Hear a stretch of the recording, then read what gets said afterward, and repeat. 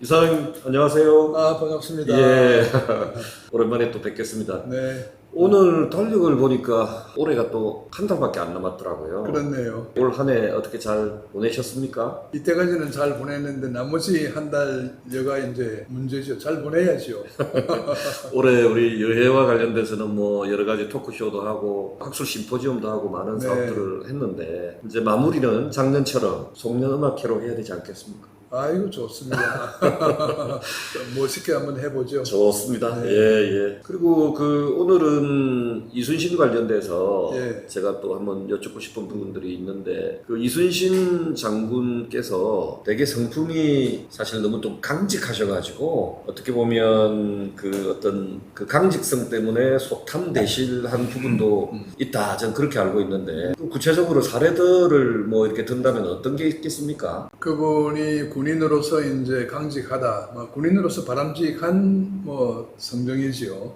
그래서 상벌을 분명하게 해야 되고, 공이 있는 부하들한테는 상을 주고, 또 화가 있고 죄를 지은 부하 직원들은 또 이 법에 맞추어서 처벌도 하고, 이 상벌이 분명해야 되니까, 이 강직이라고 하는 것은 무인이 가지고 있는 기본적인 자질이라고 생각이 됩니다. 그런데 너무 강직하다 보니까 자기 자신의 이해관계를 떠나서 오로지 수천 만 명이 넘는 부하 장병들을 지휘하기 위해서는 강직해야 되는데 너무 강직하다 보니까 자기 스스로에게 손해가 되는 그런 조치를 취한 적도 꽤 많이 있죠. 예를 든다고 하면은 이순신을 좋게 보는 친구들 혹은 상사들이 이순신에게 유리한 제안을 하는데 본인은 나 그거 필요 없어요.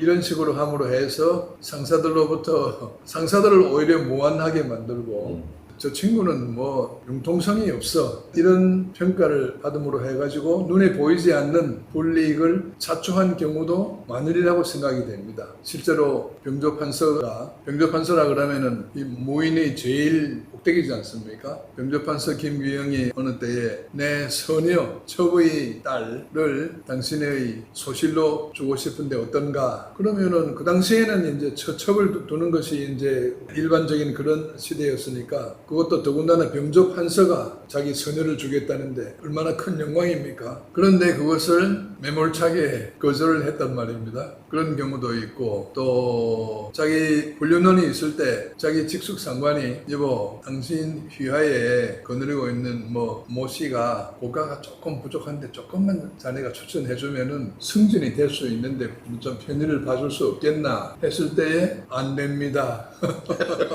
요만한 재량의 여지도 없어요. 그러니까 그걸 부탁을 했던 상사도 체면이 안 서거니와 또 그 주위에서 그걸 보는 사람들도 너무 융통성이 없구나 라는 생각을 가졌겠죠. 거기에서 오는 불이익이라고 하는 거는 일일이 다 기록이 없으니까 보이지 않는 불이익을 스스로 받았을 겁니다. 그렇겠네요. 네. 근데 지금 제가 알고 있기로도 그 당시에 이 역사적인 만남, 진짜 역사적인 만남이 이루어질 수도 있었는데 이순신이 거절했다 하는 내용을 제가 본 적이 있는데 이순신하고 율곡 이이가 만날 뻔했다면서요? 맞습니다. 그 율곡 이이가 이순신을 중간에 이제 유성룡이를 매개로 해가지고 예. 이순신이 나하고 덕수이 씨 문중인데 이런 평판이 있더라 한번 봤으면 좋겠는데 하고 프로포즈를 한 셈이죠. 유성룡이 가가지고 이순신한테 그 말을 전했습니다. 그런데 이순신은 훈련은 봉사이고 지금으로 치면은 기껏해야 사무관 정도 이 일을 이조판서 물론 병조판서도 있긴 있지만은 민, 군 모든 관리의 인사권을 쥐고 있는 사람이지 않습니까? 그러면은 사적으로 보면은 같은 문중 사람들이니까 만나는 건 가능하겠지만은 남들이 보기에는 인사청탁을 할 것이다, 할 개연성이 있다. 이렇게 볼 수도 있죠. 그런데 보통 사람들 같으면 어떻게 하겠습니까? 설령 그런 것이 있다 하더라도 나이도 많고 직급도 어마어마하게 제일 높은 사람이 보자고 하는데 당연히 쫓아가서 보지요. 100에 99이다 아니면 100사람 다 그럴 겁니다. 그러다 이순신은 그걸 거절한 겁니다. 그래가지고 이제 무슨 직접적인 불이익이 있었던 것은 아니지만은 제가 아쉽게 생각하는 것은 그 율곡이라고 하는 누구나 다 알지만은 조선조 최고의 천재 문인이지 않습니까?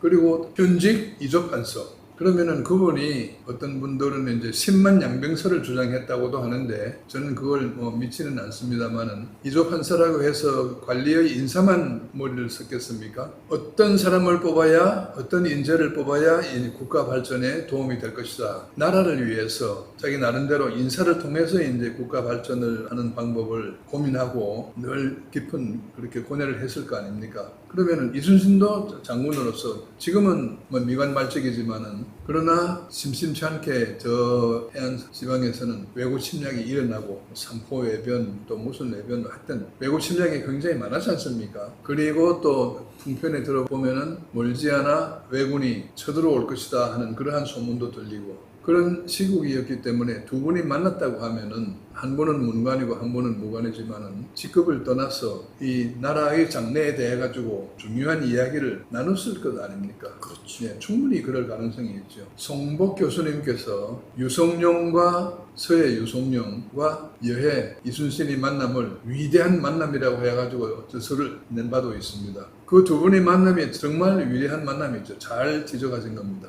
그런데 만약에 이루어졌다고만 하면은 율곡 이이와 여해 이순신의 만남이 이루어졌다 하면 그것 또한 하나의 위대한 만남이라고 충분히 기대할 수 있지 않겠습니까? 그런데 이순신이 너무 강직하다 보니 그것이 불발이 되고 그 다음에 더 이상 뭐 그런 기회가 없고 율곡이 일찍 또 사망했기 때문에 참 아깝죠. 예, 제가 생각해도 참 안타깝고 예. 사실 이제 이순신이 그때는 뭐 나이가 그렇게 많지 않을 때니까 예. 저희가 뭐 혹시나 남들이 어떻게 생각할까 싶어서 뭐 인사청탁이나 할까 싶어서 만나는 것 자체를 부담스러워 했지만 만약에 역사적으로 그런 어떤 만남이 이루어졌다면 사실 임진왜란이 안 났을 수도 있을 것이고 여러 가지 우리가 사람이 살다 보면은 자기보다 큰 사람을 어릴 때 만나게 되면 그 사람을 본받고 싶으면서 커지지 않습니까? 자기 그렇죠. 생각도 커지고 그렇죠. 마음도 커지고 그런 건데 네. 참 지금 그 생각이 나네요. 그 반기문 유엔 사무총장이 예. 어릴 때 케네디 대통령을 만난 맞습니다. 적이 있잖아요. 예. 그래서 꿈을 꾸고 유엔 사무총장까지 되셨다는 걸 제가 이제 기억하고 있는데 예. 그런 것처럼 왜 이순신이 율곡이를 만나지 않았는지 참 안타깝습니다. 그 인생의 선배, 연령으로 보나 학문으로나 혹은 지위로 보아서 그런 큰 인물들을 만나가지고 인생의 전환점을 맞은 사례가 수없이 많은데 예. 이순신이 뭐 방향 전환을 했든지 안 했든지 간에 어쨌든 이 나라를 지키는 데 있어가지고 두 분이 공통부모를 어떤 그런 사고를 가지고 있었으리라고 생각합니다. 예. 임진왜란을 막는 것까지야 뭐 좀 힘들었겠습니다만 왜냐하면은 도요토미 히데요시는 조선을 아주 우습게 보고 하여튼 명나라를 치기 위한 목표는 그거는 헛거부동한 것이었기 때문에 임진왜란이 일어나는 것 자체를 막을 수는 없었지만은 그러나 그 두 분의 위대한 만남을 통해 가지고 국방력을 좀 더 미리 단단히 대비를 했었더라면은 네. 초기에 그렇지 않습니까? 왜군들이 부산에 상륙해가지고 무혈 상륙을 했다고요. 맨 먼저 그걸 막아야 할 경상 좌수사는 싸우지도 않고 도망갔습니다. 경상 우수사 원균도